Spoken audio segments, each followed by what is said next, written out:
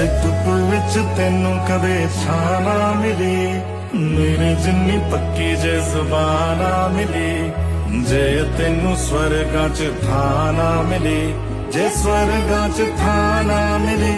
ਫੇ ਜਿੱਥੇ ਤੂੰ ਤੇ ਉੱਥੇ ਮੈਂ, ਜਾਨ ਤੇਰੀ ਜਾਨ ਖਾਵਾਂਗੇ। ਤੂੰ ਜੇ ਨਰਕਾਂ ਨੂੰ ਜਾਵੇਂਗਾ, ਅਸੀਂ ਵੀ ਤੇਰੇ ਨਾਲ